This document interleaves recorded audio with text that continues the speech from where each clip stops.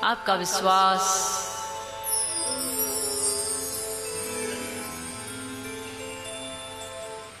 इतना मजबूत बन जाए कि किसी भी आंधी के आने से, किसी भी थपेड़े के लगने से वो विश्वास टूटे नहीं।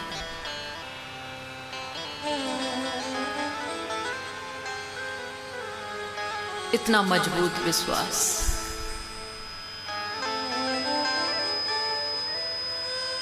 क्योंकि जिनसे हम प्रेम करते हैं उन पर विश्वास तो रखना पड़ेगा,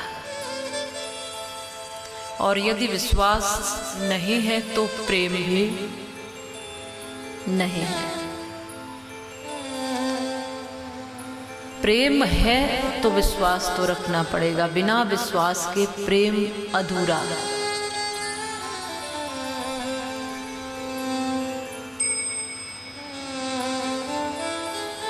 उदाहरण के लिए माताएं अपनी तिजोरी पर विश्वास करती हैं जिसमें वो गहने रखती हैं।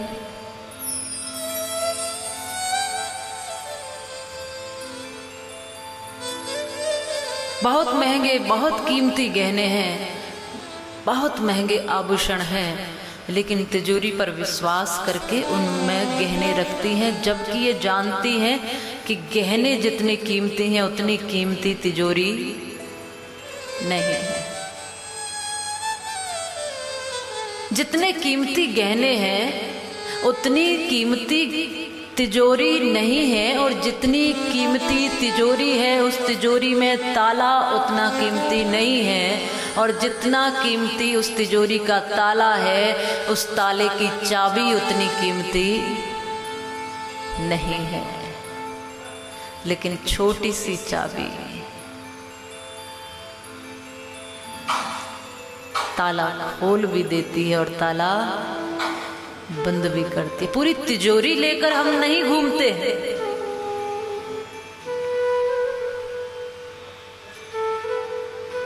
छोटी सी चाबी है, और इतनी बड़ी तिजोरी को बंद कर सकती है, खोल सकती है। हथौड़े ने यही पूछा चाबी से कि मैंने बार बार खट खट खट खट खट खट किया, मुझसे ताला नहीं खुलता, जबकि तुम बहुत छोटी सी हो, तुम्हारा आकार छोटा सा है, मेरा आकार बड़ा है, मेरा बल बड़ा है, उसके बाद भी मैंने खूब प्रयास कर लिए, पर मुझसे ताला नहीं खुलता। ताला क्यों नहीं खुलता? ताला खुलता नहीं है, ताला टूट जाता है। क्या कारण है? वो चाबी कहती है तुझ में और मुझ में थोड़ा सा अंतर है। तुम्हारा आकार बड़ा है, तुम्हारी शक्ति बड़ी है, लेकिन तुझ में और मुझ में यही अंतर है कि तुम प्रहार करते हो और मैं प्रवेश करती हूं।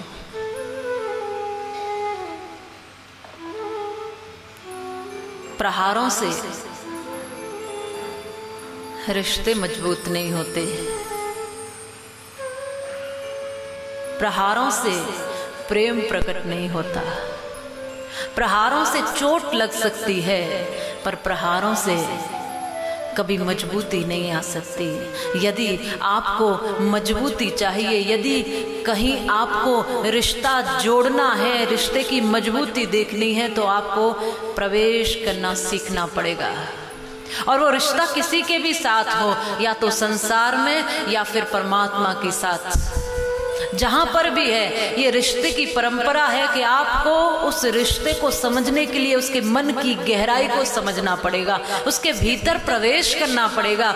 ये राम कथा आपको प्रवेश करना सिखाती है। प्रवेश करोगे तो राम जी तक पहुंच पाओगे।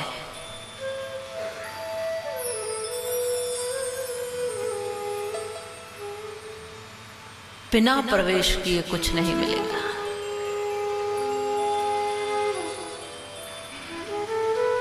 क्या हम ये जानते हैं कि हमारा परमात्मा हमसे क्या चाहता है?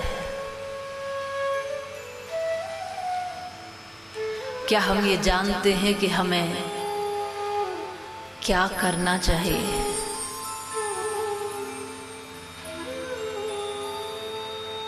क्या हम ये जानते हैं कि जिसकी हम पूजा करते हैं, जिसको इष्ट मानते हैं, उससे हमारी कितनी निकटता है? मंदिर में बैठे होने के बाद भी भगवान के पास हो ये जरूरी तो नहीं है।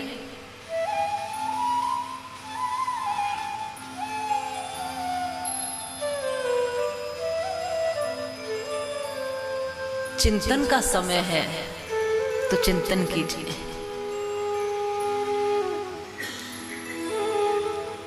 उसको देखना चाहते हो तो देखने की उत्कंठा, लालसा प्रकट कीजिए और प्रवेश करना सीखिए। जिस राम के कीर्तन करते हो, जिस भगवान के गीत गाते हो, उस राम में प्रवेश होना सीखिए।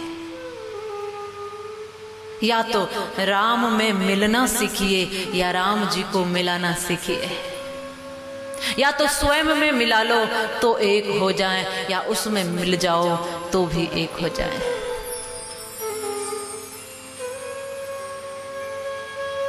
उसका नाम है सच्चिदानंद, सच्चित और आनंद।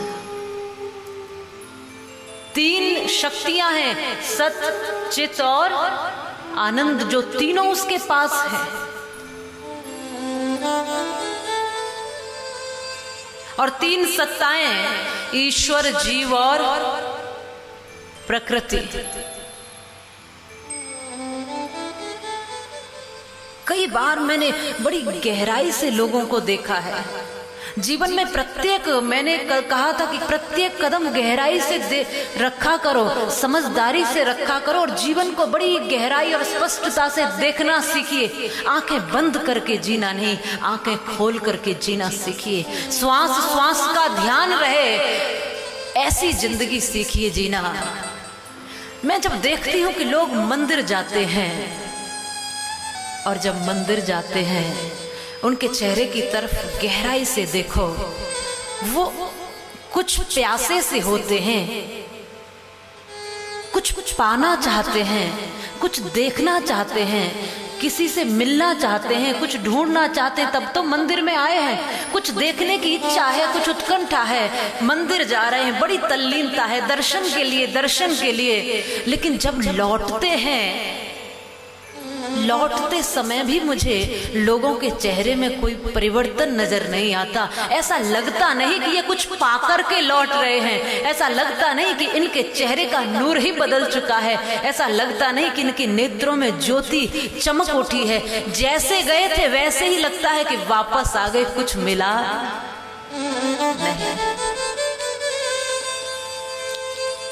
बड़ा ध्यान से लोगों के चेहरों को देखा करो कि किसके लिए मंदिर गए थे और क्या लेकर के आए हो। पता चले कुछ लोग तो पूरे समय चप्पलों का ही ध्यान करते रहे, भाई वहां उतारी है कहीं कोई चोर न ले। हाँ? आप सीखिए जीवन को। मंदिर में एक होता है पुजारी और मंदिर के बाहर एक होता है भिखारी। जो मंदिर में बैठा है वो पूजा कर रहा है, और बाहर जो बैठा है उसको पूजा से कोई मतलब नहीं है, वो मांगने के लिए बैठ गया है कि कोई आए यहाँ से पुजारी तो मैं उससे कुछ न कुछ ले लूं।